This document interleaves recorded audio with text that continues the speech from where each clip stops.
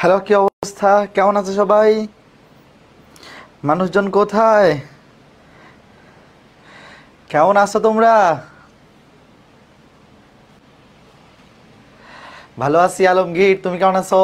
সঞ্জিদ, ওয়ালাইকুম আসসালাম, আদাব, আতিকুর রহমান, আশিক, কামরুল, মাহাদি, নাকিব, ইব্রাহিম, রাহুল, তুর্য সরকার, শ্রেষ্ঠ সেন, ভালো আছি, ইফরাত রায়ান, নমস্কার, মৌমিতা, জয়িতা সাহা, ফারহান সাদিক, ইমরাতুল জাহান। আমি ভালো আছি, তোমরা সবাই কেমন আছো বলো? তোমাদের ইয়ার চেঞ্জ পরীক্ষা শেষ হয়েছে সবার? বলো তো কমেন্টে, ইয়ার চেঞ্জ পরীক্ষা শেষ হয়েছে? এখনো শেষ হয়নি? দুইজন বলছে জি। জি দাদা, শেষ। ওকে, ঠিক আছে, এখনো শেষ হয়নি। আচ্ছা, বুঝতে পারছি। মানে মোটামুটি অর্ধেক কলেজে পরীক্ষা কমপ্লিট হয়ে গেছে, হয়তো বাকি অর্ধেক কলেজে এখনো ইয়ার চেঞ্জ চলতেছে। ওকে, তো ঠিক আছে, আজকে হচ্ছে আমাদের কণিক অধ্যায়ের 5 নাম্বার লেকচার। প্রথম 4টা ক্লাস করা আছে সবার? কণিক অধ্যায়ের প্রথম 4টা ক্লাস কে কে করে আসছো? প্রথম 4টা ক্লাস অবশ্যই করা থাকতে হবে, কারণ যদি সিরিয়াল ওয়াইজ ক্লাস না করো তাহলে কিন্তু বুঝতে অসুবিধা হবে। এবং আবার বলে নিচ্ছি, সরল রেখা অধ্যায় পড়া থাকা লাগবে। যারা প্রথম 4টা ক্লাস করছো কণিকের, তোমরা ইতিমধ্যে এই কথাটা অনেকবার শুনছো যে সরল রেখা অধ্যায় পড়া না থাকলে কিন্তু কণিক অধ্যায় বুঝতে অসুবিধা হবে। তো আমি ধরেই নিচ্ছি 5 নাম্বার লেকচারটা যারা লাইভে করতে আসছো, তোমাদের সরল রেখা অধ্যায় পড়া আছে এবং কণিকের 4টা ক্লাস করা আছে। ওকে, ঠিক আছে। আমাদের পরাবৃত্ত আর একটা ক্লাস নিলেই শেষ হয়ে যাবে। টোটাল 6 ক্লাসে পরাবৃত্ত শেষ হয়ে যাবে। তার মধ্যে প্রথম ক্লাসটা তো আসলে বেসিক ক্লাস ছিল কণিকের। তো পরাবৃত্তেই টাইপের সংখ্যা সবচেয়ে বেশি, আর বেসিকটাও একটু বেশি দেখানো লাগে।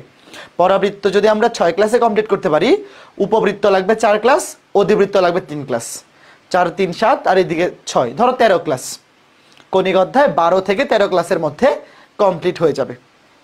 ওকে, ঠিক আছে। হ্যাঁ, ওয়ালাইকুম আসসালাম সিদ্ধাতুল মুনতাহা। ঠিক আছে, চলো শুরু করি। হ্যাঁ, ওকে, তো আমরা রেডি, আমরা আজকে ক্লাস শুরু করতে পারি। তো শুরুতেই আগে এগুলো লিখে ফেলো খাতায়, এই জিনিসগুলো মনে রাখতে হবে। এক্স অক্ষের সমান্তরাল অক্ষরেখা বিশিষ্ট পরাবৃত্তের সমীকরণে এক্স এর সর্বোচ্চ পাওয়ার 1 থাকবে, ওয়াই এর সর্বোচ্চ পাওয়ার 2। এই কথাটা কার কার মনে আছে বলো? যেই চলকের সর্বোচ্চ পাওয়ার 1 অক্ষরেখা, সেই অক্ষের সমান্তরাল মনে আছে? ওই যে আমরা সমীকরণ শিখছিলাম, এক্স অক্ষের সমান্তরাল হলে এক্স এর পাওয়ার 1, অক্ষরেখা ওয়াই অক্ষের সমান্তরাল হলে ওয়াই এর পাওয়ার 1। সেম একই জিনিস। এই যে এগুলো প্যারাবোলিক ফাংশন, দ্বিঘাত বহুপদী অধ্যায়ে পড়ছিল না?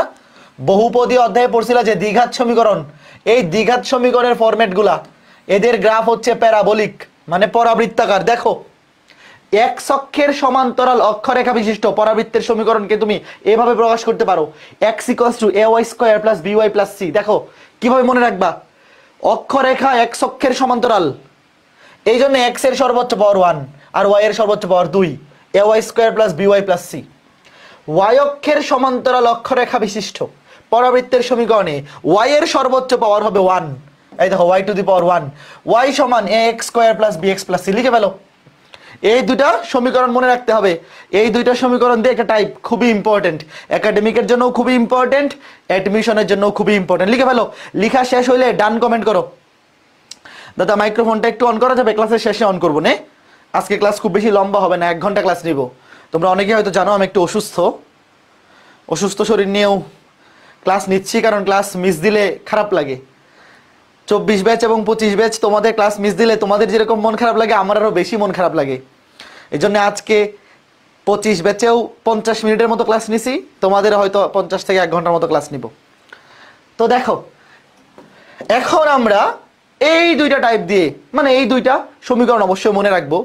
ধরো এই ইনফরমেশনগুলো বা এই সমীকরণগুলো কখন আমরা ইউজ করব, খেয়াল করে দেখো। যখন, আচ্ছা, এই যে এক্স অক্ষের সমান্তরাল অক্ষরেখা বিশিষ্ট পরাবৃত্তের সমীকরণ, ওয়াই অক্ষের সমান্তরাল অক্ষরেখা বিশিষ্ট পরাবৃত্তের সমীকরণ, আমরা কিন্তু আরো দুইটা ফরম্যাট শিখছিলাম, মনে আছে? একটা ছিল y minus beta whole square সমান 4a into x minus alpha, আর একটা ছিল x minus alpha whole square equals to 4a into y minus beta. ওই দুইটা সমীকরণ মনে আছে? ওই দুইটা সমীকরণে আলফা বিটা কি ছিল বলো? ওই যে আমরা ওই দুইটা সমীকরণ শিখছিলাম, ওখানে আলফা বিটা কি ছিল? শীর্ষবিন্দু। মনে আছে? যখন শীর্ষবিন্দু দেওয়া থাকতো তখন আমরা ওই সমীকরণটা ইউজ করতাম, বাট যখন শীর্ষবিন্দু দেওয়া থাকবে না তখন আমরা ডিরেক্ট এই টাইপটা দিয়ে ম্যাথগুলো করে ফেলবো। এবং এই টাইপটা শুধুমাত্র একটা টাইপে আমরা ইউজ করি, একটা পরাবৃত্তের উপরস্থ তিনটা বিন্দু দেওয়া থাকলে। ধরো পরাবৃত্তও দেওয়া নাই, মানে সরি পরাবৃত্ত না, শীর্ষবিন্দু দেওয়া নাই, উপকেন্দ্রও দেওয়া নাই, ডিরেক্ট কিচ্ছু দেওয়া নাই। তোমাকে যখন বলবে একটা পরাবৃত্ত তিনটা বিন্দু দিয়ে যায়, তখন আমরা ডিরেক্ট এই ফরম্যাটটা দিয়ে ম্যাথগুলো করে ফেলবো। যেমন লিখো, প্রশ্ন তোলো।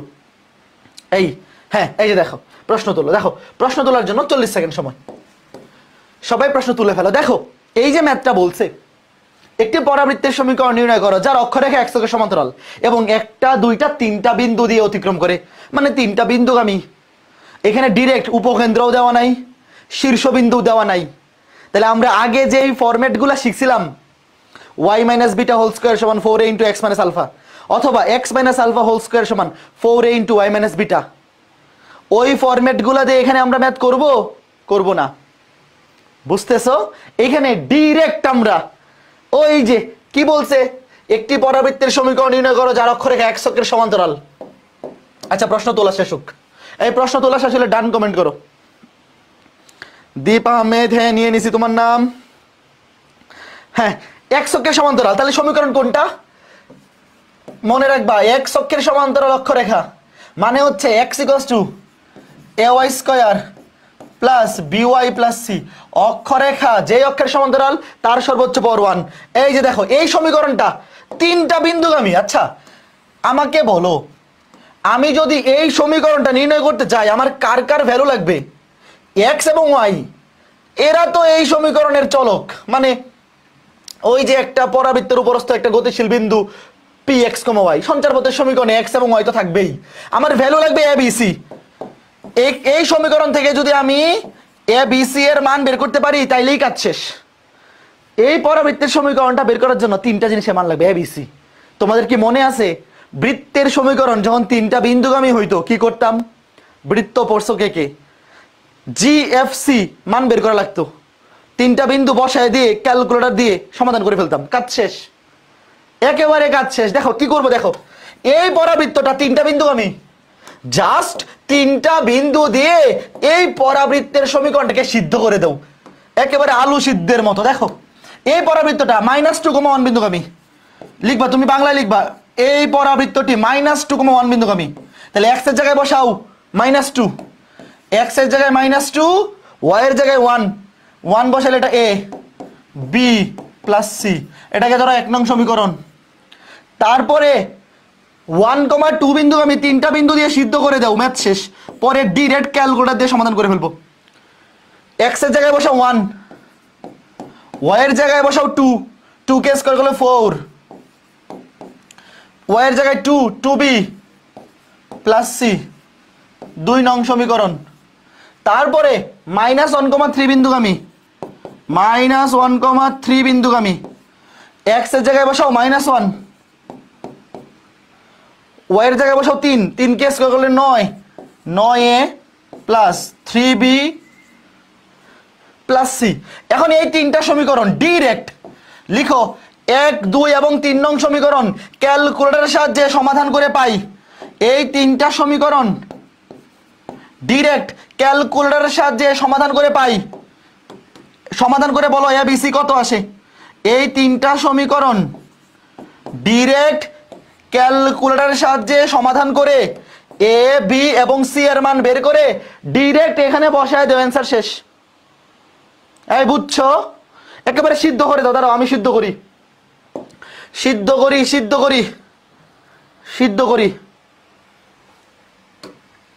এই চলো সিদ্ধ করি। মোট মেনু এ আমারটা সিম্বল ইকুয়েশন, ভ্যারিয়েবল হচ্ছে 3টা। ভ্যারিয়েবল কয়টা? 3টা। হ্যাঁ, এখানে এ কে মনে মনে x ধরো, বি কে y, সি কে হচ্ছে z। ওই যে এখানে দেখতে পারবো আমি কি চাপতেছি। তাহলে এটা সহ 1 1 1 আর ধ্রুবক হচ্ছে -2, 1 1 1 আর ধ্রুবক হচ্ছে -2। ধ্রুবকটা কিন্তু ইকুয়াল টু চিহ্নের পরে, তো এখানে ইকুয়াল চিহ্ন পড়ে গেছে -2, এটা গেল। তারপরে 4 2 1, সি এর সহগ 1, এখানে 1, তাহলে 4 2 1 আর এখানে ধ্রুবক 1। তারপরে 9 3 1 -1, 9 3 1 -1, x এর মান, x মানে a, -5/2, এই চলে গেছে। x এর মান -5/2, x এর মান -5/2, y এর মান মানে b এর মান 21/2 আর c এর মান -10, 21/2 -2। এই তোমাদের ঠিকঠাক আসছে? শেষ। এই তোমাদের এগুলো আসছে না? আমি ভুল করি নাই তো কোথাও? তোমাদের এগুলো আসছে কিনা বলো তো? -5/2, হ্যাঁ আসছে, ঠিক আছে। 21/2 -10, হ্যাঁ ঠিক আছে। তাহলে এখন এর মান বসাই দাও। তাহলে নির্ণেয় পরাবৃত্তের সমীকরণ লিখবা। নির্ণেয় পরাবৃত্তের সমীকরণ x = a এর মান কত? -5/2, -5/2y² প্লাস 21/2y, 21/2y, সে যায় মাইনাস। এখানে অ্যান্সার দিয়ে দিলে ফুল মার্কস। অথবা তুমি 2 দিয়ে আর গুণন করে, 2 দিয়ে গুণ করে সমীকরণটাকে সুন্দর বানাই দিতে পারো। তাইলে ভাইয়া এই টাইপের ম্যাথগুলা তুমি যদি খালি এই সমীকরণ দুইটা জানো, কত ইজি হয়ে যাচ্ছে না? যখন তোমাকে বলে দিবে একটা পরাবৃত্ত x অক্ষের সমান্তরাল লক্ষ্যরেখা বা y অক্ষের সমান্তরাল লক্ষ্যরেখা এবং 3টা বিন্দুগামী, তখন তুমি ডিরেক্ট এই সমীকরণটা ইউজ করো, পানি ভাত, শেষ। তাহলে এটাকে আমি বাড়ির কাজ দিতে পারি। এই ম্যাথটা আগে ছিল, এখনই করে ফেলো তো। দাঁড়াও 2 মিনিট টাইম দিয়ে করে ফেলো, করে ফেলো। বাড়ির কাজ না, তোমরা করে বলো অ্যান্সার কত আসে। 2 মিনিট আমিও লিখে দেই, করে ফেলো, করতে থাকো, করতে থাকো, এখনই শেষ করে ফেলো। এটা শুধু শুধু বাড়ির কাজ নিয়ে লাভ নাই। একটি পরাবৃত্তের সমীকরণ নির্ণয় করো, অক্ষরেখা y অক্ষের সমান্তরাল এবং 3টা বিন্দুগামী। y অক্ষের সমান্তরাল, তাহলে y এর পাওয়ার 1, y সমান ax² + bx + c। বসাও 3টা বিন্দু দিয়ে সিদ্ধ করে, 4,5 বিন্দু দিয়ে সিদ্ধ করে একটা সমীকরণ পাবা। -2,11 এই বিন্দু দিয়ে সিদ্ধ করে আরেকটা সমীকরণ পাবা। -421, -421 এই বিন্দু দিয়ে সিদ্ধ করে আরেকটা সমীকরণ পাবা। এই 3টা সমীকরণ ধরো, এটা 1 নং সমীকরণ, এটা 2 নং সমীকরণ, এটা 3 নং সমীকরণ। এই 3টা সমীকরণ সমাধান করে আমাকে বলো a b এবং c এর মান কত আসছে। a b এবং c এর মান কত আসছে বলো, সমাধান করো। দাদা সূত্রে a b c দ্বারা কি বোঝায়? a b c হচ্ছে ধ্রুবক, x² এর সহগ a, b এর x এর সহগ b আর c হচ্ছে ধ্রুবপদ। বুঝতে পারছো? এই সমীকরণের চলক হচ্ছে x এবং y। অক্ষরেখা যে অক্ষর সমান্তরাল, সেই চলকের পাওয়ার হবে 1, আর বাকি যে পাওয়ারটা ওটার ম্যাক্সিমাম পাওয়ার 2 হইতে পারবে। আর a b c এরা হচ্ছে ধ্রুব সংখ্যা। 1/2 এগুলো আসছে 1/2 -25, 1/2 -25, শেষ। বলো তো বাকি যেটা আসছে কিনা? Very good, very good. Moumita Talukdar, Neha জান্নাত, তাসমিয়া সুলতানা, এগুলো আসছে। 1/2 -25 আসছে। মোহাম্মদ আব্দুল বাসিদ, কেমন আছো তুমি? নুসরাত জাহান বলছে নেটওয়ার্ক প্রবলেম হচ্ছে। নেটওয়ার্ক তো ঠিক আছে নুসরাত, সব কিছু তো ঠিক আছে আমার দিক থেকে, আমি তো দেখতে পাচ্ছি ওয়েব অ্যাপে এবং ফেসবুকে সব কিছুই ঠিক আছে। ওকে, হ্যাঁ ওকে ফাইন, ভেরি গুড। তাহলে এই টাইপটা কি আর ভুল হবে? একটু মনে রাখতে পারবা না যে যখন তোমাকে বলে দিবে একটা পরাবৃত্ত কোন অক্ষের সমান্তরাল এবং পরাবৃত্তটা 3টা বিন্দুগামী, ডিরেক্ট জাস্ট ক্যালকুলেটর, তুমি খালি সমীকরণটা বসাবা, আগে লিখবা যেহেতু অক্ষরেখা x অক্ষের সমান্তরাল, ধরি পরাবৃত্তটির সমীকরণ এইটা, 3টা বিন্দু দিয়ে সিদ্ধ করায় একদম লাড়া দিয়ে দিবা, ডাইলে চাউলে খিচুড়ি সিদ্ধ করে ফেলবা। Okay fine. এরপরে এই 2টা জিনিস অবশ্যই মুখস্থ রাখতে হবে এমসিকিউ এর জন্য। এগুলার প্রমাণ লাগে না, আগে লিখো, যেমনি আছে লিখো, পরে লিখার জন্য কতক্ষণ লাগবে এটা লিখতে? আচ্ছা লিখতে থাকো, আমি টাইমার অন করে রাখি, 1.5 মিনিটের বেশি লাগার কথা না। লিখা শেষ হলে ডান কমেন্ট করবো, আগে লিখো, এগুলো মুখস্থ করা লাগবে। এগুলার প্রমাণ পরীক্ষায় আসে না, এমসিকিউতে এবং রিটেনে এই 2টা জিনিস আগে লিখো, পরে আমি বলতেছি। এগুলার প্রতিপাদন শেখার দরকার নাই, সূত্রগুলো মুখস্থ রাখতে হবে। এই রাগিব শাহরিয়ার বলছে মাঝে মাঝে আটকে যাচ্ছে ভাইয়া। এই বাকিদেরও কি আটকাচ্ছে? আমার তো নেটওয়ার্ক ঠিক আছে, আমার দিকে তো নেটওয়ার্ক ঠিক আছে, আটকানোর তো কথা নাই। যে বাকিরা বলতেছে তো ঠিক আছে, আমার দিক থেকে ঠিক আছে ভাইয়া। তোমরা দেখো তোমাদের এদিকে কোনো প্রবলেম হচ্ছে কিনা।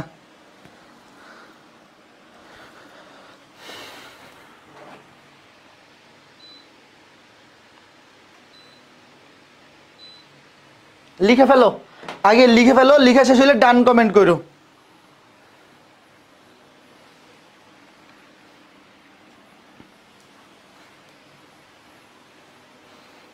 এই ফিল পাওয়া যায় না, এগুলার ডেরিভেশন লাগবে না, তুমি বই থেকে দেখতে পারো চাইলে, এগুলো পরীক্ষা আসবে না কখনো এগুলার প্রতিপাদন। হ্যাঁ আচ্ছা, তো লিখা হয়ে গেছে।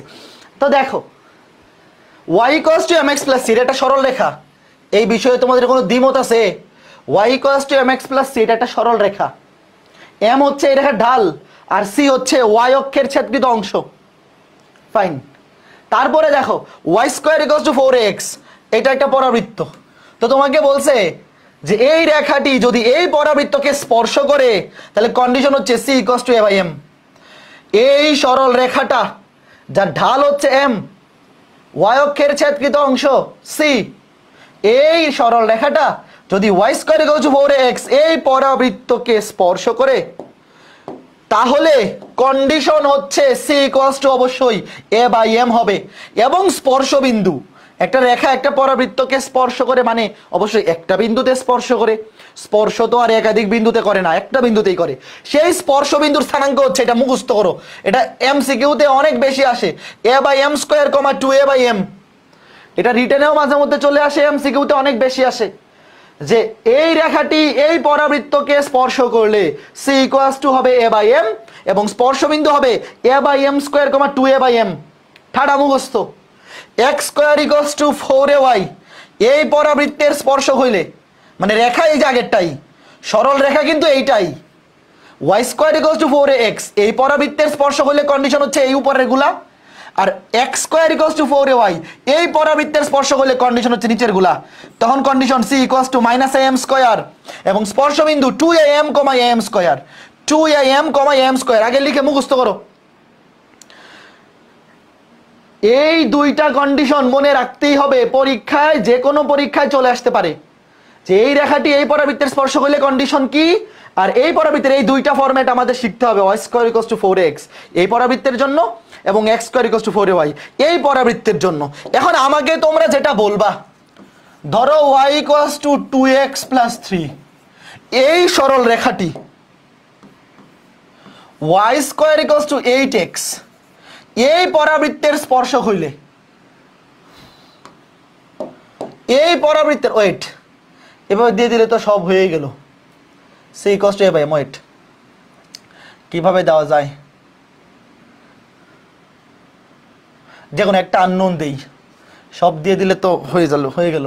ওয়েট, এইটা c দিলাম, এটা 8x, এই পরাবৃত্তের স্পর্শ হইলে c এর মান কত বলো? এই পরাবৃত্তের স্পর্শ হইলে c এর মান কত? এবং x স্কয়ার ইকুয়ালস টু ধরো 16y, এই পরাবৃত্তের স্পর্শ হইলে c এর মান কত? মানে এখানে তিনটা জিনিস, একটা হচ্ছে c, একটা হচ্ছে m, একটা হচ্ছে a। এই তিনটার যে কোনো একটা তোমাকে বের করতে বলবে। তো খেয়াল করে দেখো, এখানে y equals to 2x plus c, এখানে m এর মান কত? প্রথমটাতে মানে এখানে তো m এর মান সেমই থাকবে, m এর মান হচ্ছে 2, এই যে 2x প্লাস c। এখানে 8x, এই যে 8x, ভাইয়া 8x কে কি লেখা যায়? 8x কে লেখা যায় 4 ইন্টু 2 ইন্টু x, এটা মনে মনে 8x কে লেখা যায় 4 ইন্টু 2 ইন্টু x, মানে এর মান কত? এর মান হচ্ছে 2। এর মান কত? এর মান হচ্ছে 2। তাহলে কন্ডিশন হচ্ছে c equals to a by m, c equals to a by m। তাহলে a এর মান 2, m এর মানও 2, 2 বাই 2, 2 বাই 2 মানে c এর মান 1। Okay fine. তাহলে এই যে 16y এর বেলায় খেয়াল করে দেখো, 16y কে কিভাবে লেখা যায়? 4 ইন্টু y। তাহলে এখানে কন্ডিশন হচ্ছে c equals to minus am square, এর মান কত? মাইনাস, এখানে এর মান হচ্ছে 4, এই দেখো 4 ইন্টু a ইন্টু y, এর মান হচ্ছে 4 into m square, 2k square করলে 4, মানে এভাবে লিখে 2 স্কোয়ার, তাহলে মাইনাস 4 দুগুণে 16, 4 4 16। হ্যাঁ, বুঝতে পারছো? তাহলে আমাকে বলো প্রথম ক্ষেত্রে, এটার ক্ষেত্রে স্পর্শবিন্দু কি হবে? প্রথমটার ক্ষেত্রে স্পর্শবিন্দুর স্থানাঙ্ক কি হবে এবং দ্বিতীয়টার ক্ষেত্রে স্পর্শবিন্দুর স্থানাঙ্ক কি হবে? এগুলো এমসিকিউতে আসবে, রিটেনে খুব বেশি একটা আসে না, মাঝে মধ্যে চলে আসতে পারে। দেখো a by m square comma 2a by m, এই যে প্রথমটার ক্ষেত্রে a by m square, a by m square 2 by m square, a by m square comma 2a by m, 2 into a, একবার লিখে ফেলি a by m square 1 by 2 comma 2a by m, 2 গুণে 4 by 2 মানে 2, এটা হচ্ছে 1 by 2 comma half. তারপর একটা 2am, 2 into a হচ্ছে 4, 4 দুগুণে 8, আরো 2, 8 দুগুণে 16 কমা am স্কোয়ার, a মানে 2, m স্কোয়ার মানে 4, 4 দুগুণে 8, 1 বাই 2, খেয়াল করে দেখো 1 বাই 2 কমা 2, আর এখানে am স্কোয়ার, এর মান হচ্ছে, এই সরি এটা তো ভুল লিখছি, এর মান তো 4, এখানে এর মান 4, m স্কোয়ার 2 দুগুণে 4, 4 4 16, 16 কমা 16, বলো বুঝছো কিনা? দ্বিতীয়টার এর মান হচ্ছে 4, এই যে দ্বিতীয়টার ক্ষেত্রে এর মান 4, প্রথমটার ক্ষেত্রে এর মান 2, 1 বাই 2 কমা 2, 16 কমা 16, বলো বুঝছো কিনা? খুবই ইজি। তাহলে এই টাইপটা, এই দুইটা জিনিস মুখস্থ রাখবা, এমসিকিউতে আসবে, এবং এই দুইটা কন্ডিশন খুবই important. y square equals to 4ax পরাবৃত্তের ক্ষেত্রে c equals to a by m, আর x square equals to 4ay এই পরাবৃত্তের ক্ষেত্রে c equals to minus am square, minus am square. Okay fine, ঠিক আছে। হ্যাঁ ঠিক আছে মিঠুন, ওকে ফাইন। ইব্রাহিম বলছে ক্লাস ফেসবুকে আটকে গেছে, কোথায়? ক্লাস তো ঠিক আছে, দেখলাম ক্লাস তো ঠিক আছে, আমার দিক থেকে তো কোনো প্রবলেম নাই। এই কি বলে এতদিন পরে ক্লাসে হঠাৎ করে কি বলে যে ক্লাস নাকি আটকে যাচ্ছে? সব তো ঠিক আছে রে ভাই, সব ঠিক আছে। ওকে ঠিক আছে, দেখো তার মানে আমরা এই দুইটা জিনিস শিখে ফেললাম, যে এই সরলরেখাটা এই পরাবৃত্তের স্পর্শ হইলে কন্ডিশন হচ্ছে এই দুইটা, মানে কন্ডিশন এইটা c equals to a by m, আর স্পর্শবিন্দু এইটা। আর এই পরাবৃত্তের বেলায় c equals to minus m square, স্পর্শবিন্দু হচ্ছে এইটা। তো আমরা দেখলাম এখানে যে এই সরলরেখাটা যদি এই পরাবৃত্তের স্পর্শক হয় তাহলে c ইকুয়ালস টু হবে 1, আর স্পর্শবিন্দু এইটা। আর এই পরাবৃত্তের স্পর্শক হলে c ইকুয়ালস টু হবে মাইনাস 16, স্পর্শবিন্দু হবে 16,16। ওকে ঠিক আছে ফাইন, আশা করি বুঝতে পেরেছ। এরপরে এই প্রশ্নটা তোলো, এই ফেসবুকে ক্লাস আটকে গেলে খালি এই দুটো জিনিস লিখে রাখো, কোনো অসুবিধা নাই, এই যে সব লিখা আছে। এই রেখাটি এই পরাবৃত্তের স্পর্শ হলে কন্ডিশনটা লিখো, আর এই পরাবৃত্তের স্পর্শ হলে কন্ডিশনটা লিখো, জাস্ট লিখলেই বুঝবা, এখানে না বুঝার কিছু নাই, এই দুটো জিনিস মনে রাখতে হবে। তারপরে এখন এই ম্যাথটা করাবো, প্রশ্ন তোলো, প্রশ্ন তোলার জন্য 1 মিনিট সময়।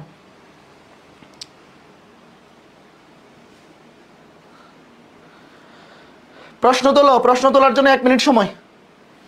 এই এখন ঠিক আছে ফেসবুকে শাহপরান, মোহাম্মদ আসিফ, নাবিহা, এখন ঠিক আছে? ওকে ঠিক আছে।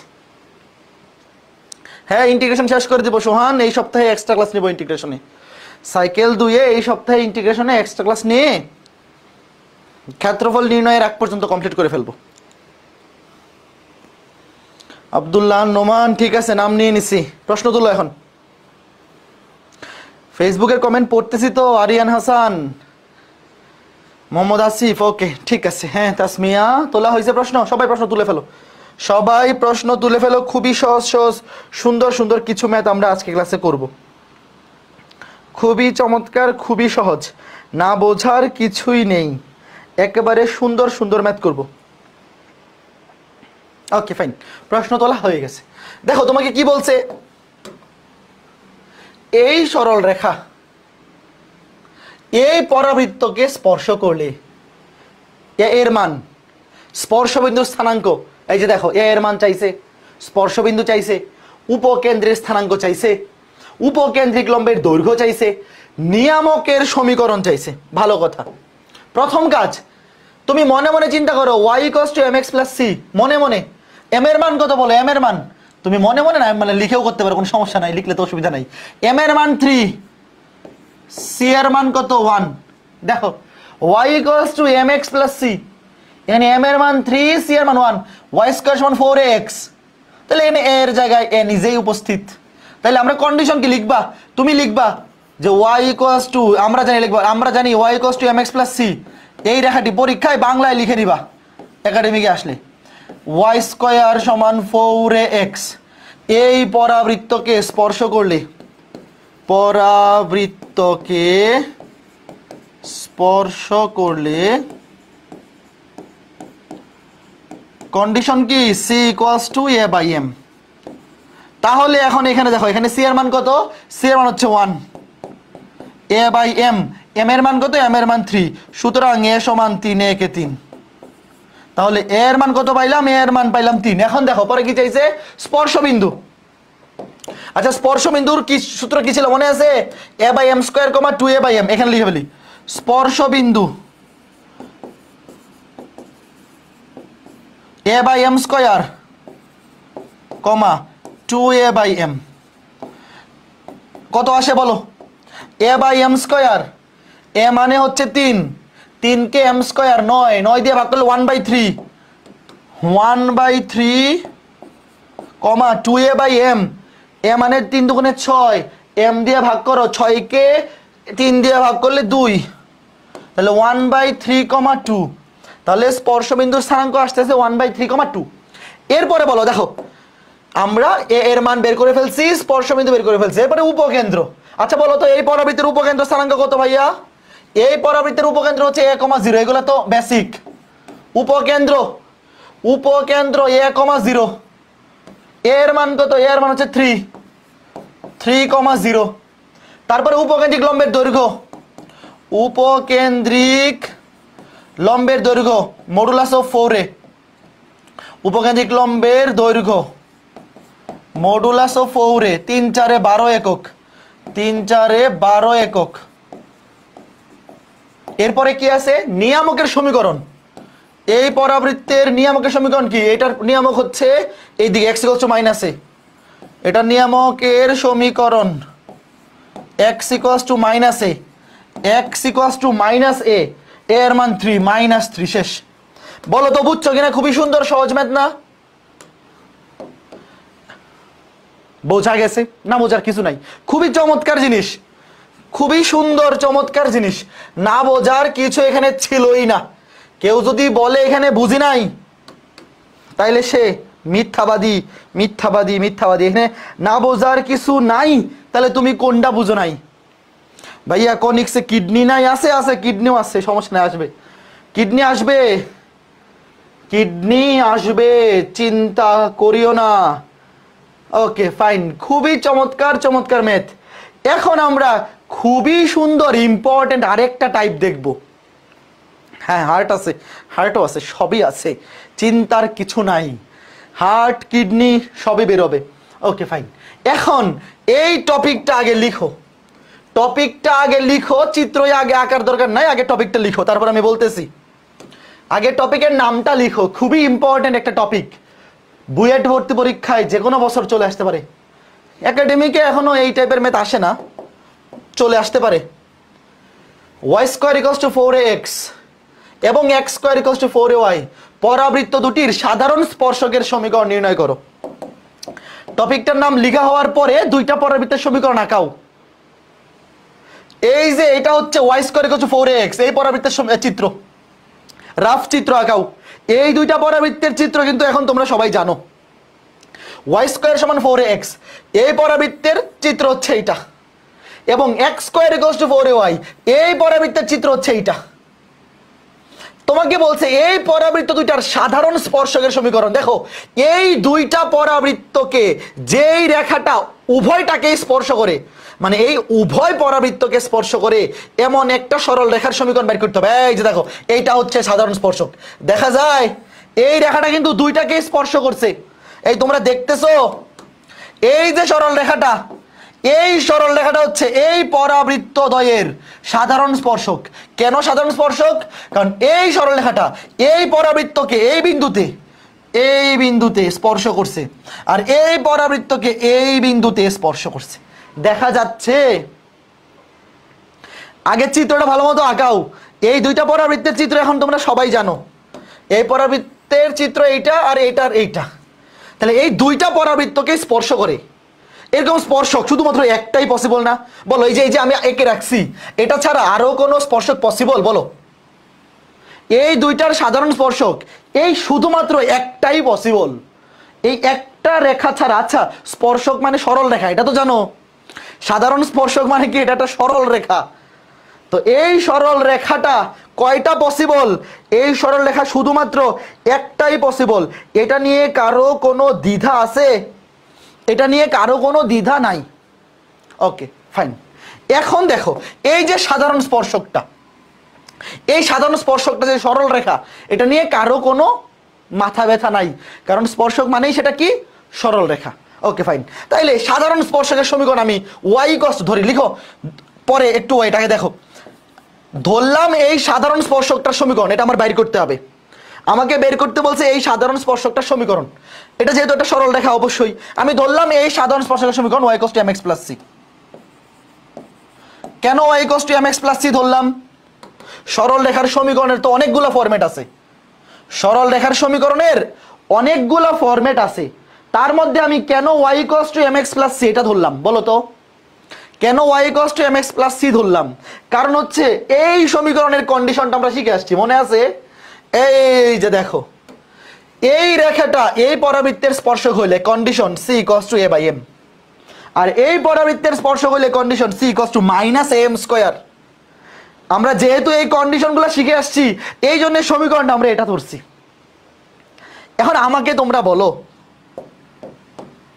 যে এই সরল রেখাটা যেহেতু এই পরাবৃত্তের স্পর্শক, ভাইয়া দুইটা পরাবৃত্তেরই তো স্পর্শক, তাহলে আমাকে আগে তোমরা বলো এই সরল রেখাটা যদি এই পরাবৃত্তের স্পর্শ হয়, কন্ডিশন কি? কন্ডিশন হচ্ছে c = a/m, রাইট? আবার এই সরল রেখাটা যদি এই পরাবৃত্তের স্পর্শক হয়, কন্ডিশন কি? কন্ডিশন হচ্ছে c = -am²।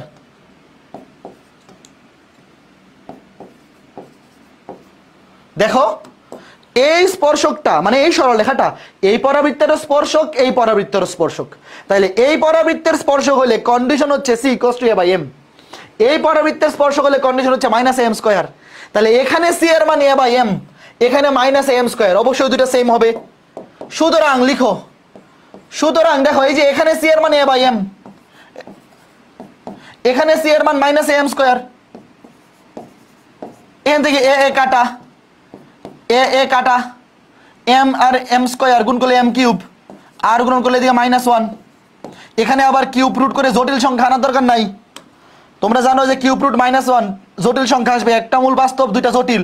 এখানে জটিল মূল দরকার নাই, এখানে বাস্তব মূল নিয়ে কাজ। এখানে কিউব রুট -1 মানে শুধু -1, বুঝছো? এনে আবার কেউ জটিল মূল নিও না, এখানে আমরা শুধু বাস্তব নিয়ে কাজ করতেছি। কাজেই m³ = -1 হইলে m = শুধু -1। তাহলে m এর মান যদি -1 হয়, তুমি m এর মান এখানে অথবা এখানে বসায় দাও, যে কোনো এক জায়গায় বসায় বলো c এর মান কত। এখানে উভয় পক্ষকে কিউব রুট করলে শুধু -1 লিখবা, কেউ আবার জটিল সংখ্যার কাহিনী এখানে করতে যাও না। তাহলে m এর মান যদি -1 হয়, সুতরাং দেখো m এর মান যদি -1 হয়, c এর মান কত হবে? বসায় দাও c = -a। এই যে এখানে m এর জায়গায় বসাও, m এর জায়গায় বসাও -1, তাহলে c = -a, কাজ শেষ। সুতরাং নির্ণেয় স্পর্শকের সমীকরণ কি হবে? দেখো, নির্ণেয় স্পর্শক মানে সাধারণ স্পর্শক y = mx + c। তাহলে m এর মান কি পাইছি? m এর মান পাইছি -1 আর c এর মান পাইছি -a, শেষ। তাহলে এক পাশে করো x + y + a। বুঝতে পারছো? খুবই সুন্দর। এবং এইটা মুখস্থ রাইখা দেও, মাঝে মধ্যে এমসিকিউতে চলে আসে x + y + a, y² = 4x। এটা মুখস্থ রাখার কিছু না, মাঝে মধ্যে এমসিকিউতে আসে ভর্তি পরীক্ষায়। তো এমসিকিউতে আসলে ডিরেক্ট a এর মানটা বসায় দিলেই শেষ। Y square equal to 4x x square equal to 4y পরাবৃত্ত দুটির সাধারণ স্পর্শকের সমীকরণ। মাঝে মধ্যে এমসিকিউতে চলে আসে, তো যদি মুখস্থ রাখো ডিরেক্ট উত্তর দেখাই ফেলতে পারবা। আর রিটেনে আসলে তো ডিরেক্ট উত্তর লিখলে হবে না, যদি রিটেনে আসে চিত্র না আঁকলেও চলবে। আমি চিত্র আঁকাইছি তোমাকে বোঝানোর জন্য, পরীক্ষায় চিত্র না আঁকলেও চলবে। তুমি লিখবা ধরি নির্ণয় সাধারণ স্পর্শক এইটা, তারপর লিখবা এই স্পর্শকটা যেহেতু এই রেখাটা এই পরাবৃত্তের স্পর্শ করলে কন্ডিশন বসাবা, এই পরাবৃত্তের স্পর্শ করলে কন্ডিশন এইটা, দুইটা সি এর মান সেম, এম এর মান -1, তো এম এর মান তুমি এই সমীকরণে অথবা এই সমীকরণে কোথাও বসায় দাও, দেখবা সি এর মান আসছে -a। তাইলে সাধারণ স্পর্শক x + y + a = 0, সাধারণ স্পর্শকের সমীকরণ x + y + a = 0। তাহলে আমাকে বলো তো, ওয়েট, যদি একটা সমীকরণ এরকম দেয় y² = 8x x² = 4y 8y, ধরো 8y, এনে দুটো a এর মান সেম হবে, তাইলে সাধারণ স্পর্শকের সমীকরণ কি হবে? x আর y কিন্তু যেমনি আছে এমনিই থাকবে, শুধু a এর মানটা চেঞ্জ হবে। আমি তোমাদেরকে এটা মুখস্থ রাখতে বলতেছি কেন? মনে করো এরকম একটা এমসিকিউ আসলো যে y² = 8x x² = 8y, এই পরাবৃত্ত দুইটার সাধারণ স্পর্শকের সমীকরণ নিচের কোনটি? তখন উত্তর হবে x + y + a এর মান বসাই দিবা, শেষ। এখানে a এর মান কত? 4 × 2, a এর মান হচ্ছে 2, তাহলে উত্তর হবে এই দেখো এই দুটাতে, এই দুইটা সমীকরণে a এর মান 8 মানে কত? 8 মানে 4 × 2, তাহলে এই দুইটা পরাবৃত্তের সমীকরণে a এর মান হচ্ছে 2, তাহলে উত্তর হচ্ছে x + y, এই দুইটা পরাবৃত্তের সাধারণ স্পর্শকের সমীকরণ হবে x + y + a এর মান 2। এই বুঝছো? তুমি নর্মাল নিয়মে তো বের করতেই পারবা, নর্মাল নিয়মে তো বের করতেই পারবা, বাট এটা মুখস্থ রাখলে ডিরেক্ট উত্তর শেষ, যেখানে a এর মান হচ্ছে 2। কেমনে? 8x মানে কি? 4 × 2 × x, তাহলে a এর মান 2, এখানেও a এর মান 2, দুইটা a এর মান সেম হইতে হবে, এখানে a আর এখানে a সেম হইতে হবে, শেষ। বলো তো কে কে বুঝতে পারছো? আর একটা দিচ্ছি, ওয়েট, বুঝতে পেরেছো সবাই? এই অনেকে x + y + 4 লিখতেছো, যারা 4 লিখতেছো তোমরা কেন বুঝতেছো না? এনে a এর মান কত? 8 মানে 4 × 2, তাহলে a এর মান হচ্ছে 2, সামনে তো 4 সূত্রের 4, 4 × 2 = 8, তাহলে 2 হচ্ছে a। ধরো আরেকটা দিই, এইটা করো। মনে করো এমসিকিউতে আসছে, কিছু লিখো না, রিটেনে আসলে লিখে করবা। আগে মনে করো এটা এমসিকিউতে আসছে, তাহলে তুমি ডিরেক্ট উত্তর বলো কত হবে। দেখো দুইটার a এর মান কিন্তু সেম, দুইটার a এর মান যখন সেম হয়ে যাবে তখন ডিরেক্ট বসে দেবে। দেখো এটার a এর মান কত? 32, 4 × 8, a এর মান হচ্ছে 8, তাহলে সাধারণ স্পর্শক x + y + 8। বুঝছো এমসিকিউতে আসলে কিভাবে দেখাইবা উত্তর? দেখো 32 মানে 4 × 8, এখানেও a এর মান 8, এখানেও a এর মান 8, তাহলে সাধারণ স্পর্শক x + y + 8 = 0। আর যদি তোমাকে রিটেনে করতে দেয় তাহলে তুমি লিখবা প্রথমে ধরি সাধারণ স্পর্শকের সমীকরণ y = mx + c, তারপরে ওই যে প্রথম কন্ডিশন, প্রথমটাকে স্পর্শ করলে c = a/m, এখানে a হচ্ছে 8/a, a/m 8/m, আর এখানে c = -am², -a মানে হচ্ছে কত? 8 m², তাইলে এই দুইটা সমান, সুতরাং এখানে c এর মান 8/m, আর এখানে কত? -8 m²। তাহলে খেয়াল করে দেখো, m 8 8 কাটা, m³ = -1, তাহলে m = -1, m = -1, m³ = -1, তাহলে m = -1। যে কোনো একটাতে m এর মান বসায় দাও, যে কোনো একটাতে m এর মান বসায় দাও, তাহলে c = কত? c = -8, c = -8। তাইলে এখন এখানে m এবং c এর মান বসায় দাও, এটা হচ্ছে নির্ণেয় স্পর্শক। তাহলে এখানে স্পর্শকের সমীকরণ কি হবে? y = m এর মান হচ্ছে -1 - x, আর c এর মান -8। রিটেনে আসলে এভাবে করবা, সুতরাং x + y + 8 = 0। এই বলো তো বুঝছো নাকি? না বোঝার মতো তো কিছু ছিলই না। বুঝতে পেরেছো? এমসিকিউতে আসলে এভাবে ডিটেলস লিখে দিবা, আর রিটেনে আসলে ডিটেলস লিখবা, আর এমসিকিউতে আসলে ডিরেক্ট অ্যান্সার। এমসিকিউতে আসলে কিছু লেখালেখি দরকারই নাই, এমসিকিউতে আসলে কিছু লেখালেখি দরকার নাই, ডিরেক্ট অ্যান্সার বসাই দিবা।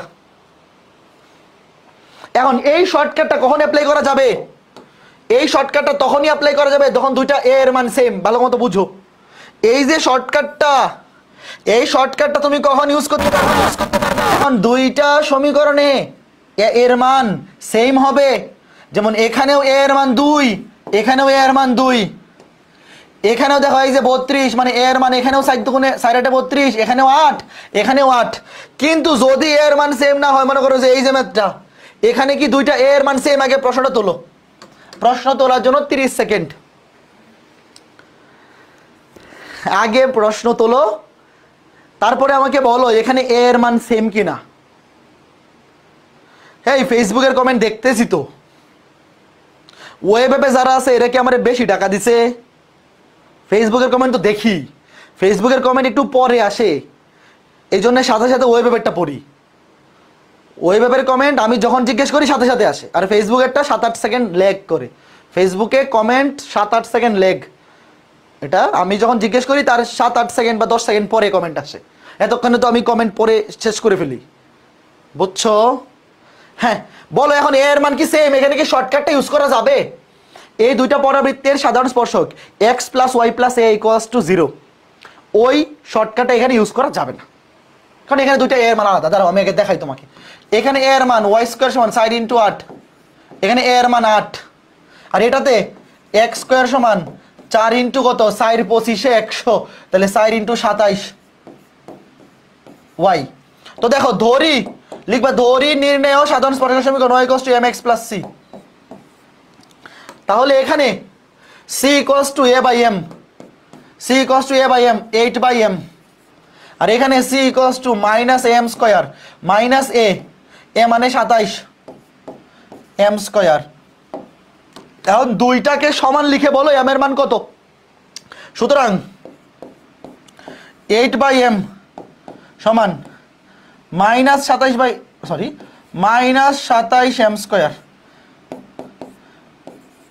m³ সমান m² আর m³ -8/27। তাহলে m³ রুট করে দিলে শুধু বাস্তব মানটা নিবা, এনে আবার জটিল মান কেউ নিও না। -2/3, -2/3, এনে জটিল মান নেওয়ার দরকার নাই, আমরা শুধু বাস্তব ভ্যালু নিয়ে কাজ করব। m এর মান -2/3। তারপরে m এর মান এখানে যে কোনো একটাতে বসাও। m এর মান ধরো প্রথমটাতে বসাই, এটা তো সোজা। m এর মান এখানে বসায় বলো c কত আসে। সুতরাং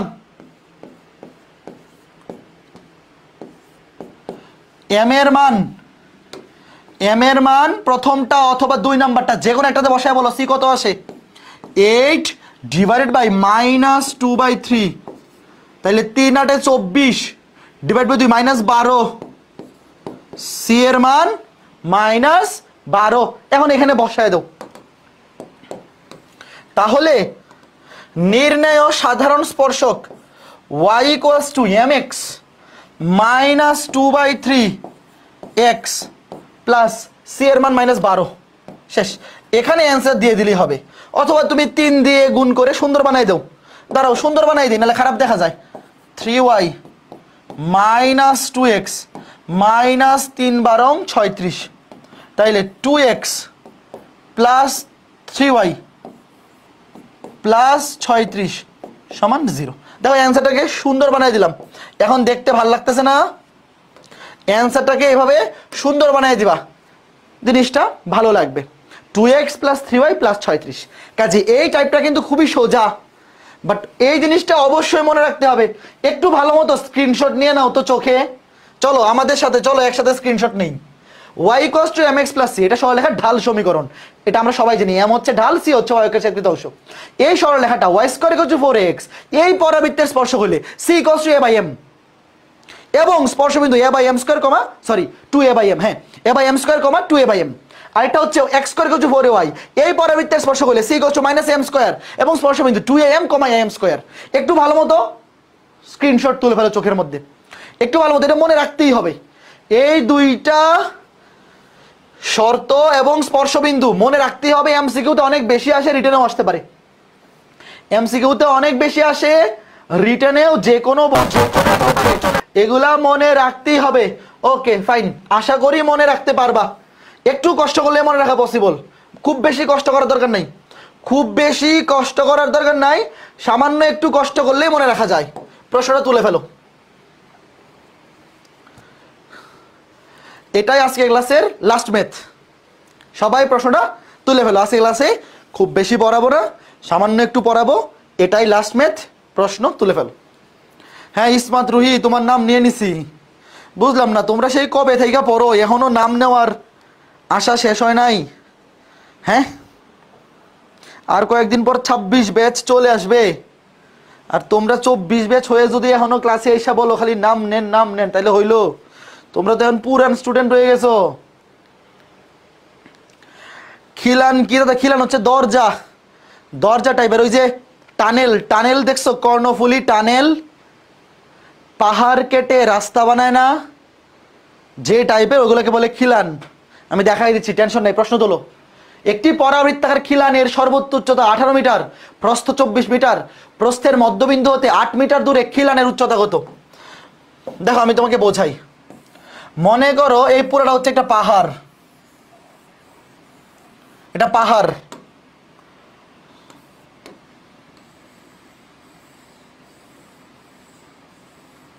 পাহাড়ের রং কি সবুজ?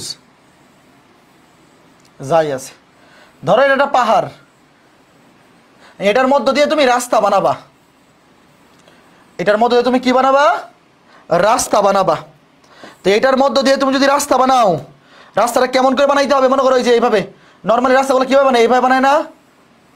এই যে এইভাবে, এই যে এইরকম আকৃতির বানায় না?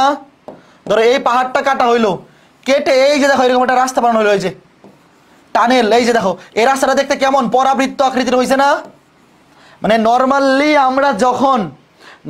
আমরা যখন এরকম কোন একটা টানেল বানাই বা একটা পাহাড় কেটে যখন রাস্তা খনন করি, তখন কি একটা পরাবৃত্তাকার শেপ হয় না? তো এইটাকে বলতেছে পরাবৃত্তাকার খিলান। ঘটনা বুঝছো? এই যে এটা হচ্ছে একটা পরাবৃত্তাকার রাস্তা, খিলান। তুমি যা খুশি তা মনে করো, যেটার সর্বোচ্চ উচ্চতা, এই যে মনে করো, ধরো এটা হচ্ছে ভূমি, এটা হচ্ছে ফ্ল্যাট লাইন, যে এটা হচ্ছে ফ্ল্যাট লাইন, এটার সর্বোচ্চ উচ্চতা এই যে এখানে কি সর্বোচ্চ উচ্চতা নাই? যে এতটুক সর্বোচ্চ উচ্চতা বলছে 18 মিটার। প্রস্থ মানে এখান থেকে এই পর্যন্ত, আগে বুঝো, এতটুক 24 মিটার। তোমাকে বলছে প্রস্থের মধ্যবিন্দু হতে, প্রস্থের মধ্যবিন্দু হচ্ছে এইটা, সর্বোচ্চ উচ্চতা যেখানে, এটাই প্রস্থের মধ্যবিন্দু। এখান থেকে 8 মিটার দূরে, ধরো এই মধ্যবিন্দু থেকে 8 মিটার দূরে এখানে খিলানের উচ্চতা কত? এই যে এখানে উচ্চতা কত, বুঝছো? প্রশ্নটা কে কে বুঝছো বলো? তোমাকে বলে দিছে খিলানের সর্বোচ্চ উচ্চতা 18 মিটার, এবং সর্বোচ্চ উচ্চতা অবশ্যই মধ্যবিন্দুতেই হবে। প্রস্থ 24 মিটার, তাহলে এই পাশে 12, এই পাশে 12, মধ্যবিন্দু থেকে এই পাশে 12 মিটার, এই পাশে 12 মিটার। তোমাকে জিজ্ঞেস করছে যে প্রস্থের মধ্যবিন্দু থেকে 8 মিটার দূরে, এই এতটুকু 8 মিটার, উচ্চতা কত? আচ্ছা আমি বুঝাই দিচ্ছি, কোনো সমস্যা নাই, টেনশন নাই। আমরা জিনিসটা আবার একদম এক্সপ্লেনেশন করে পড়তেছি, কোনো সমস্যা নাই। দেখো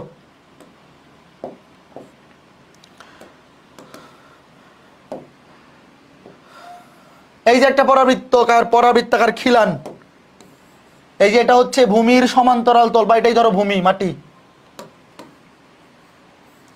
দেখো আমি এখানে যারা অক্ষরেখা এখানেই এক্স অক্ষ ওয়াই অক্ষ থাকলে আমার সুবিধা হবে। ধরো এটা এক্স ওয়াই অক্ষ আর এটা হচ্ছে এক্স অক্ষ। আমি ভূমি এবং উলম্ব রেখা বোঝানোর জন্য আমি এক্স অক্ষ ওয়াই অক্ষ রেখে নিচ্ছি। এটা হচ্ছে পরাবৃত্তাকার খিলানটা, এই যে এখান থেকে এই পর্যন্ত। তাহলে এই এতটুকু কত? দেখো এটা মধ্যবিন্দু, তাহলে পুরাটার প্রস্থ যেহেতু 24 মিটার, তাহলে এখান থেকে এই পর্যন্ত 12 মিটার, এখান থেকে এই পর্যন্ত 12 মিটার। তোমরা আমার সাথে একমত? যেহেতু পুরাটা 24, এই পাশে 12, এই পাশে 12, সর্বোচ্চ উচ্চতা 18 মিটার, মানে যে এটা সর্বোচ্চ উচ্চতা। তোমাকে বলছে প্রস্থের মধ্যবিন্দু হতে 8 মিটার দূরে, মনে করো এটা পুরাটা 12, এই পুরাটা হচ্ছে 12, এবং প্রস্থের মধ্যবিন্দু থেকে 8 মিটার দূরে, এই যে এখান থেকে এই পর্যন্ত যেহেতু 12, তাহলে 8 মিটার ধরলাম এতটুক। 8 মিটার দূরে খিলানের উচ্চতা কত? এই যে 8 মিটার দূরে খিলানের উচ্চতা এই যে এতটুকু ধরলাম, এতটুকু এইচ। এই প্রশ্ন বুঝছো কিনা? প্রস্থের মধ্যবিন্দু থেকে 8 মিটার দূরে তুমি ডান পাশে উচ্চতা নেও আর বাম পাশে উচ্চতা সেম হবে। তোমার যদি মনে হয় ভাই প্রস্থের মধ্যবিন্দু থেকে আমি ডান দিকে না নিয়ে বাম দিকে নিব, কোনো সমস্যা নাই। প্রস্থের মধ্যবিন্দু থেকে 8 মিটার দূরে ডান পাশে উচ্চতা যত, বাম পাশে উচ্চতা তত, কারণ পরাবৃত্ত হচ্ছে সিমেট্রিক। এই পাশে 8 মিটার দূরে উচ্চতা আর বাম পাশে 8 মিটার দূরে উচ্চতা সমান। এখন আমরা এখানে x অক্ষ আর y অক্ষ ধরে নিলাম আমাদের সুবিধার্থে। কেন? কারণ আমার দরকার হচ্ছে এতটুকু উচ্চতা। আমি যদি এখানে x অক্ষ আর এখানে y অক্ষ ধরি, অথবা এখানে x অক্ষ এখানে y অক্ষ ধরি, তাইলে কি এই উচ্চতা চেঞ্জ হয়ে যাবে? বলো। তুমি তো জিজ্ঞেস করতে পারো আমাকে, ভাই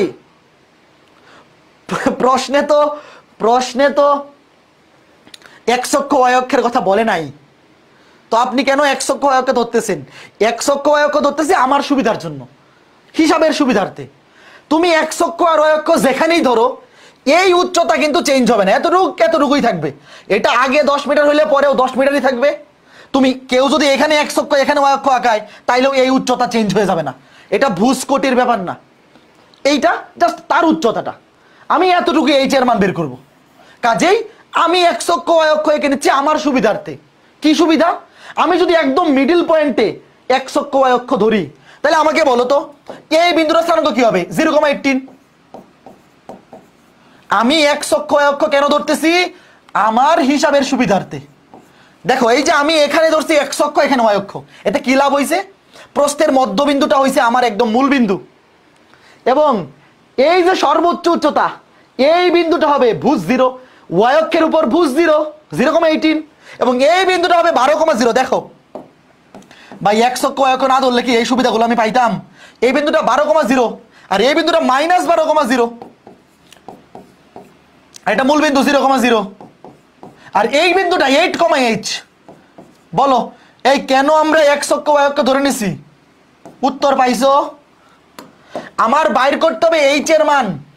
আমি যদি ইচ্ছা করে এখানে x অক্ষ y অক্ষ ধরি, তাহলে এই বিন্দুটা হবে 0,18, এই বিন্দুটা 12,0, x অক্ষে কোটি শূন্য y অক্ষে ভূত শূন্য, এই বিন্দুটা নেগেটিভ দিকে, x অক্ষে ঋণাত্মক দিকে, x অক্ষে ঋণাত্মক দিকে ভুজের মান নেগেটিভ। আর এই যে আমাকে বের করতে বলছে h এর মান, মানে আমি এই বিন্দুর স্থানাঙ্ক পাইতেছি, ভুজ হচ্ছে 8, কোটি হচ্ছে h। বলো, এখানে না বোঝার মতো কিছু আছে? না বোঝার মতো কিছু নাই। এখন আমাকে তোমরা বলো, এই পরাবৃত্তটার শীর্ষবিন্দু কোনটা? দেখি কে পারে। এই পরাবৃত্তের শীর্ষবিন্দু কোনটা? 0,18। Very good. এই যে এইটা হচ্ছে শীর্ষবিন্দু। এই যে পরাবৃত্তটা এইরকম, কিন্তু এই যে শীর্ষবিন্দু হচ্ছে এইটা। এই পরাবৃত্তের শীর্ষবিন্দু দেখো 0,18। অক্ষরেখা কোন অক্ষ? আমার সাথে সাথে বলো, শীর্ষবিন্দু 0,18, অক্ষরেখা কোন অক্ষ? y অক্ষ। শীর্ষবিন্দু 0,18, অক্ষরেখা y অক্ষ। হা করছে y অক্ষের কোন দিকে? হা করছে y অক্ষের ঋণাত্মক দিকে। হা করছে y অক্ষের ঋণাত্মক দিকে, ভালো মতো বোঝো। শীর্ষবিন্দু 0,18, অক্ষরেখা y অক্ষ, হা করছে y অক্ষের ঋণাত্মক দিকে। তাহলে সমীকরণ কি? y minus beta equals to 4a into minus, এই যে -4 নিয়ে ঋণাত্মক দেখা করছে, 4a ইন্টু x মাইনাস 0। বলো কে কে বুঝছো এই লাইনটা? যারা আগের ক্লাসগুলো করছো অবশ্যই বুঝছো। সমীকরণটা y মাইনাস বিটা সমান 4a into x minus alpha. এই ভুল লিখছি তো। অক্ষরেখা, না ঠিক আছে, এই ভুল লিখছি তো, ভুল লিখে ফেলছি। x minus alpha whole square হবে। এটা তো এই ফরম্যাট, এইটা x square equal two -4ay, এটা x square equal two -4ay format. এটা তো y অক্ষের ঋণাত্মক দিকে হা করছে, এটা হবে x minus alpha, x minus 0 ঠিক করে নাও, x মাইনাস 0 হোল স্কোয়ার সমান 4a into y minus beta, এই যে y মাইনাস 18। ঠিক করো। এই যে দেখো, y অক্ষরেখা হচ্ছে তার অক্ষরেখা, তাহলে y এর পাওয়ার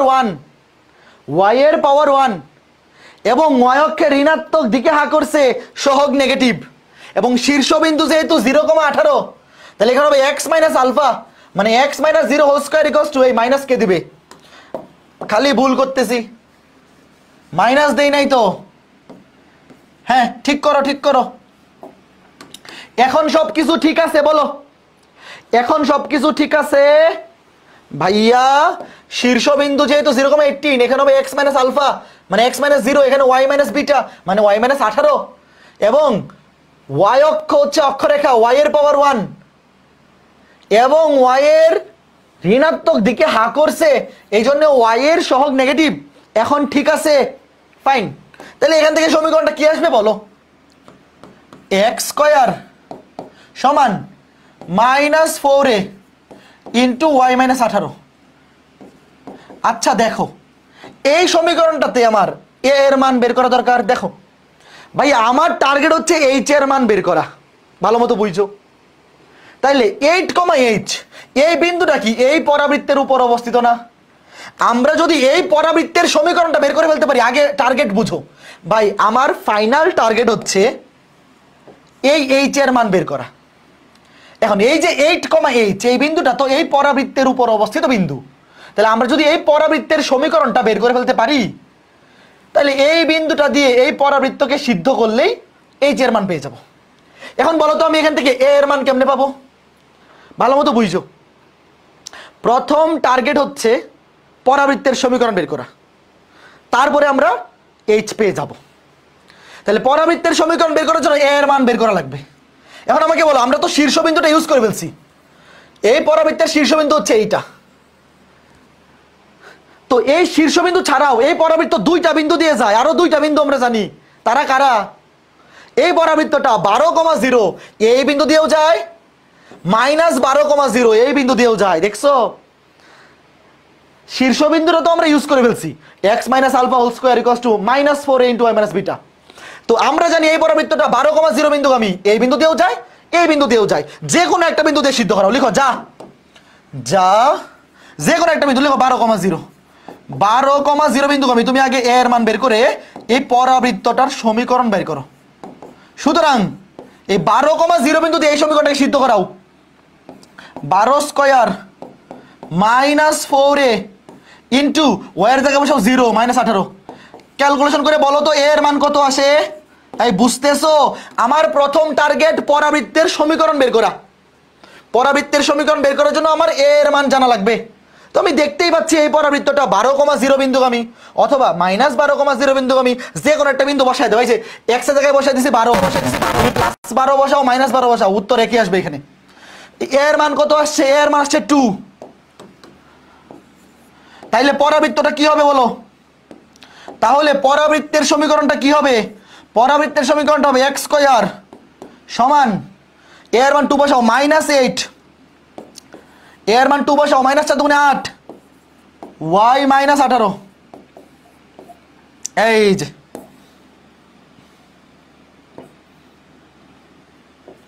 এখন আমাকে বলো, আমার টার্গেট কি? আমি এই পরাবৃত্তের সমীকরণ পেয়ে গেছি, এই পরাবৃত্তের সমীকরণ আমি পেয়ে গেছি। আমার প্রথম টার্গেট ছিল পরাবৃত্তের সমীকরণ বের করা।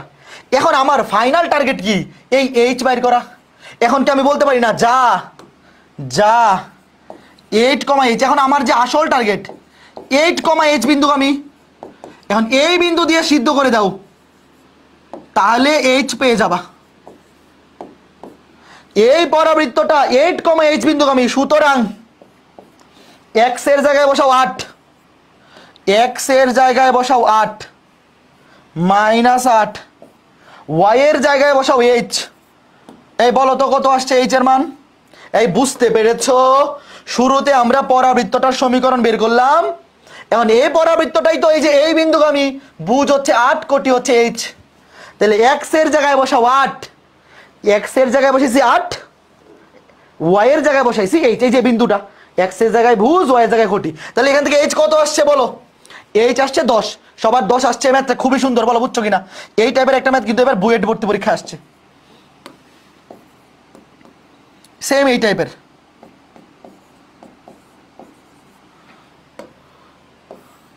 এই ম্যাথটা এবার বুয়েট ভর্তি পরীক্ষায় কিভাবে আসছে জানো?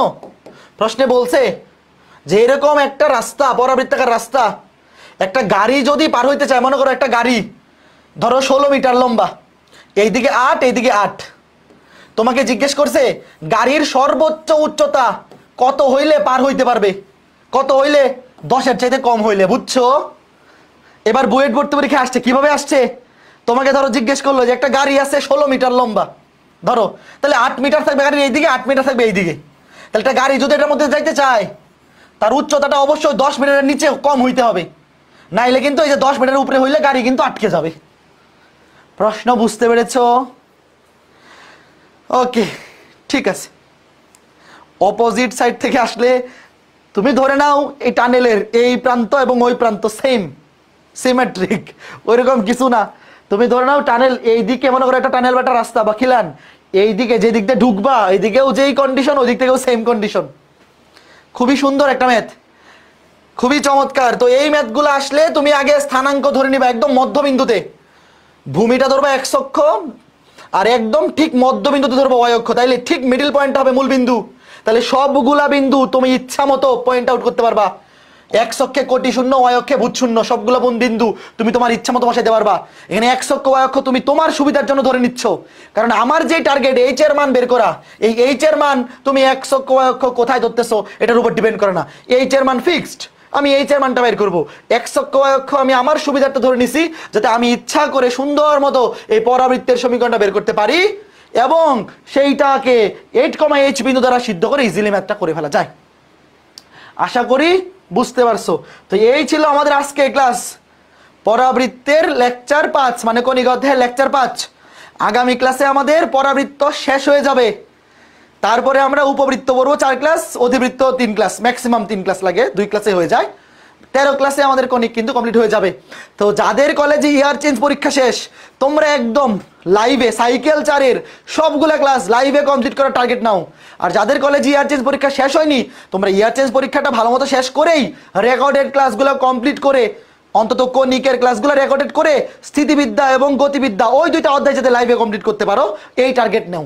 ঠিক আছে?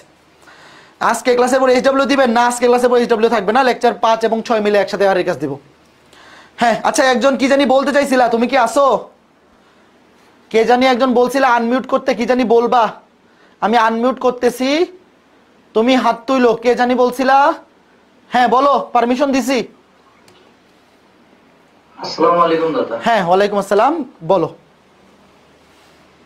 দাদা, আপনার আইসিটি কোর্সটা তো আমি আজকে সারা দিনে কেনার চেষ্টা করলাম, কিন্তু স্যার কি সমস্যা কিনতে পারতেছি না। পুরাতন কোর্সটা, ওইটা তো এনরোলমেন্ট অফ, ওইটার 24 ব্যাচেরটা, ওইটার এনরোলমেন্ট অফ। এখন নতুন কোর্স আসছে, ওইটা কিনতে হবে। আইসিটি কেমনে করবো দাদা? ওই যে নতুন একটা কোর্স লঞ্চ হয়েছে না, আইসিটি ব্যাচ ডিকোডার, ওটা কিনতে পারবা। ওটাও 24 ব্যাচের সিলেবাস, জানুয়ারির মধ্যেই শেষ হয়ে যাবে। 25 বছর দাদা। তুমি 25? ওইটা আচ্ছা, আইসিটি ব্যাচটা হচ্ছে 25-এর জন্য, বাট ওইটা 24-এর শর্ট সিলেবাস, জানুয়ারির মধ্যেই শেষ হয়ে যাবে। এই জন্য আগেরটার এনরোলমেন্ট অফ করে দিছি। তো আর্কাইভটা দিয়ে দেন।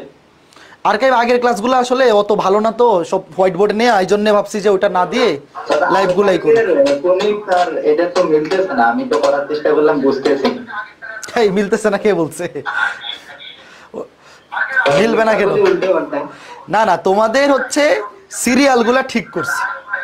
ধরো আগের ব্যাচের চাইতে তোমাদের কণিকের সিকোয়েন্সটা আর একটু মডিফাই করছি, অ্যাডমিশন ব্যাচের অনেক কিছু ঢুকছে। তোমাদের এখানে আরো এক্সট্রা অনেক কিছু পড়াচ্ছি, তো 22 ব্যাচের অ্যাডমিশন ব্যাচের ক্লাস লেকচার মিক্স করে এই জন্য নতুন করে আবার লেকচার বানাইছি, এই জন্য মিলতেছে না। বাট আলটিমেটলি তোমাদের অনেক পিছনে ছিল, 3-4টা করে ক্লাস করে লাইভ করে তোমাদের ক্লাসের কন্টেন্ট মানে একটু টাইপ বাড়তেছে, ওদের চাইতে একটু বেশি হবে। এই ম্যাথের একটা কোশ্চেন ছিল, করবেন? হ্যাঁ বলো। ভাইয়া, এই যে এইগুলা যেগুলো আমরা স্থানাঙ্ক বা এগুলো যে ধরে নেব ভাইয়া, এগুলাকে আমাদেরকে মানে বাংলা পদ্ধতিতে লিখতে হবে, পরীক্ষার হলে লাগবে।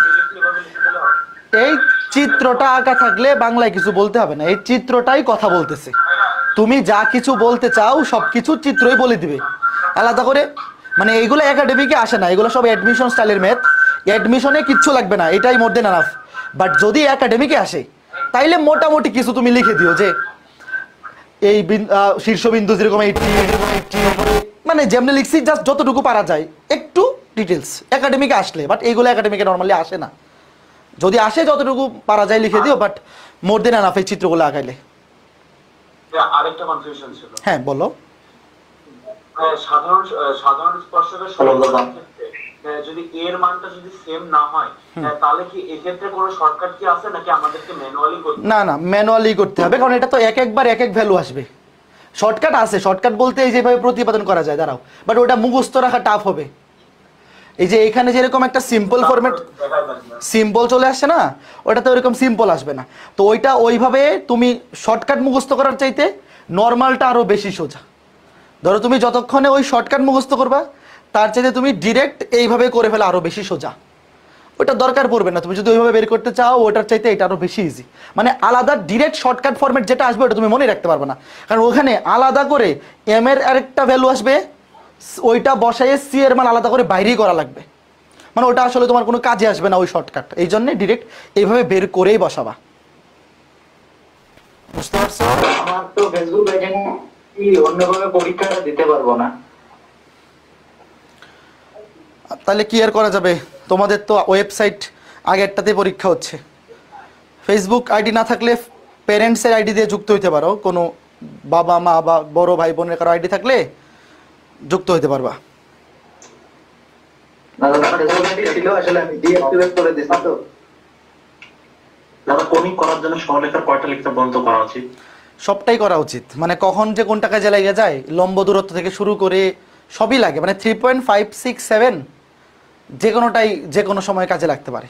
তো 3.567 করার জন্য তো রুটিনটা কি দাদা? কনেক্সের রুটিন হচ্ছে বুধ শুক্র, আগামী সপ্তাহ থেকে বুধ শুক্র এই দুদিন চলবে। গত 2 সপ্তাহ তো ক্লাস অফ ছিল সাইকেল 4-এ। হ্যাঁ বলো।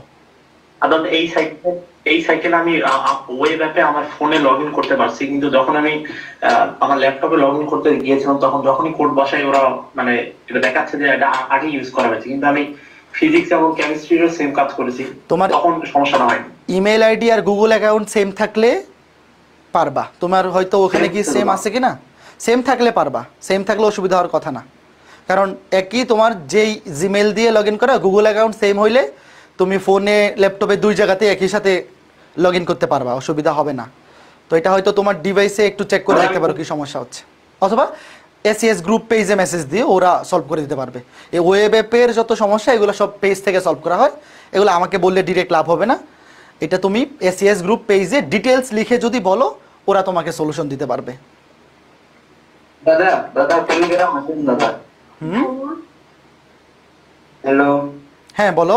আমি যদি এখন সাইকেল 3-এ এনরোল করি তাহলে কি শেষ করতে পারবো? শেষ করতে পারবা কিনা এটা তো তোমার উপর ডিপেন্ড করতেছে। সাইকেল 3-এ অধ্যায়গুলো তো ছোট ছোট, 3টা অধ্যায় মিলে 3টা বাকি আর কি। 3টা অধ্যায় মিলে মোট 30টার মতো ক্লাস।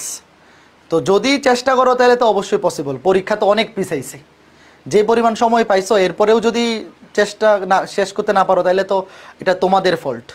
জুন মাসে পরীক্ষা, মানে এখনো অনেক সময় আছে। ভাই আমার একটা কোশ্চেন ছিল। হ্যাঁ বলো বলো, শুনতে পাচ্ছি। ভাই আমাদের গণিত এবং গতিবিদ্যা চ্যাপ্টারটা করার জন্য কি কোনো চ্যাপ্টার আগে করা থাকা লাগবে? না, কিছু লাগবে না। ওই 2টা অধ্যায় পড়ার জন্য আগের কিচ্ছু লাগবে না, তুমি জাস্ট ক্লাসে অ্যাটেন্ড করলেই হবে। দাদা জি বলো। আছে, ঠিক আছে। আমি অনেকদিন আগে ডিসকাশন গ্রুপে রিকোয়েস্ট দিয়েছি, এখন পর্যন্ত আমাকে অ্যাড করেনি দাদা, অনেকবার মেসেজও দিয়েছি, আপনি যদি বিষয়টা একটু দেখতেন। ডিসকাশন গ্রুপে তো প্রি অ্যাপ্রুভাল অন করা। তোমরা যারা কোর্সে এনরোল করছো, তুমি কি ফেসবুক গ্রুপে নাই, ওই মেইন গ্রুপে সাইকেল 4-এর? জি। তাইলে তুমি ওই রিকোয়েস্টটা ক্যান্সেল করে আবার নতুন করে জয়েন দাও। ওখানে সবাইকে প্রি অ্যাপ্রুভাল দেওয়া, ওখানে আলাদা করে অ্যাপ্রুভ দেওয়ার কিছু নাই। মানে যারা সাইকেল 1, 2, 3, 4-এ আছে ওদেরকে ফেসবুক অ্যালগোরিদমে তো অটোমেটিক অ্যাপ্রুভাল দেওয়া যায়, যে যারা সাইকেল 1, 2, 3, 4-এর গ্রুপে আছে ওরা ওই ডিসকাশন গ্রুপে অটোমেটিক অ্যাপ্রুভাল পাবে। কাজে এটা তুমি নতুন করে ক্যান্সেল করে আবার জয়েন দাও, এখানে অ্যাপ্রুভালের কিছু নাই, অটোমেটিক অ্যাপ্রুভাল দেওয়া আছে। তারপরেও যদি না হয় তাহলে ওই গ্রুপে, ওই যে এসসিএস গ্রুপ, ওই পেজে নক দিয়ে বলবা যে আমাকে এই ডিসকাশন গ্রুপে অ্যাপ্রুভ করা হচ্ছে না। এখানে কেউ কিন্তু ম্যানুয়ালি অ্যাপ্রুভ করে না, ডিসকাশন গ্রুপে যারা এই মেইন কোর্সগুলোতে আছে ওদেরকে অটোমেটিক অ্যাপ্রুভাল দেওয়া আছে। ওকে দাদা, ধন্যবাদ। ঠিক আছে। আপনার যেটা 1 মাস টার্গেট নাও, 1 মাসে সরল রেখা 3.1 থেকে 3.4 তো 9, 10-এই ছিল। একটু ইফোর্ট দিলে 2-3 দিনেই শেষ করে ফেলা যায় এই 3.1 থেকে 3.4। ওটা তো 9, 10-এ পড়েই আসছো। 3.5 থেকে 3.7টা হচ্ছে মেইন সরল রেখা। তো একটু ইফোর্ট দিলে এই 3টা অধ্যায় 3 থেকে 9 দিনেই করা যায় ভালো মতো টার্গেট নিলে। ঠিক আছে, আমাদের একটু practice sheet গুলো একটু তাড়াতাড়ি দিলে খুব ভালো হতো ভাইয়া। কি দিলে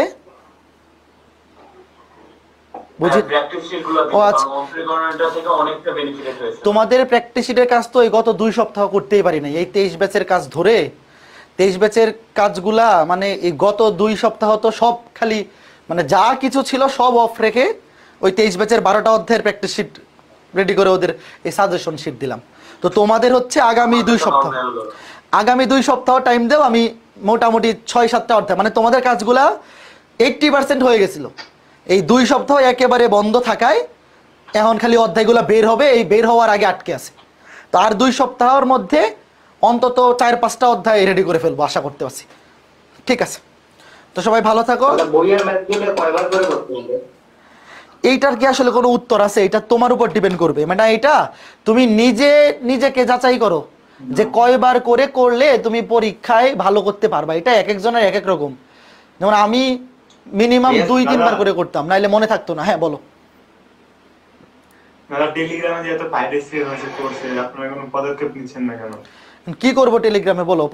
পড়াবো নাকি এই টেলিগ্রামের পিছনে ছুটবো? কত দিক দেখবো বলো? এগুলো তো অনেক করলাম, এদের বিরুদ্ধে তো অনেক কিছু করলাম, আর কত? এখন তো ক্লান্ত, এগুলো আর কত দেখবো? সাইকেল বুক শেষ হলে কি এফআরবি আসবে? হ্যাঁ, এফআরবি তোমাদের জানুয়ারিতে লঞ্চ হবে, হয়তো ক্লাস শুরু হবে ফেব্রুয়ারিতে। আপাতত আমাদের যে প্ল্যান। দাদা আমরা তো এই কোর্সে আছি, আমাদেরকে তাও এফআরবি না করলে হবে? না করলেই হবে। যদি আমাদের ক্লাসগুলো করা থাকে বাসায় বসে রিভিশন দিবা। তোমাদেরকে যেই লেভেলে পড়াচ্ছি তোমরা এফআরবিতে নতুন কিছু পাবা না। তো এফআরবিতে একটা অধ্যায় পড়াবো 2 ক্লাসে, তোমাদের পড়াইতেছি 12 ক্লাসে 13 ক্লাসে। যে তোমরা যদি খালি ক্লাসগুলো কমপ্লিট করে বাসায় বসে প্র্যাকটিস করো, মোর দেন এনাফ। তাও যদি মানে এফআরবি হচ্ছে আমাদের একাডেমিকে যারা আছে, মনে করো যে তুমি আলসা, পরীক্ষা দিতে চাও না, রুটিন অনুযায়ী পড়তে পারো না, তোমার জন্য আছে এফআরবি। যা দূর, তাইলে বসে বসে ক্লাস করি। কিন্তু যদি নিজে বাসায় পড়ো, আমরা যেই লেভেলে পড়াচ্ছি একাডেমিক সাইকেলে, তোমাদের জন্য এফআরবি দরকারই নেই। ঠিক আছে, ভালো থাকো, শেষ করে দিচ্ছি। হ্যাঁ, আগামী ক্লাসে দেখা হবে। টাটা।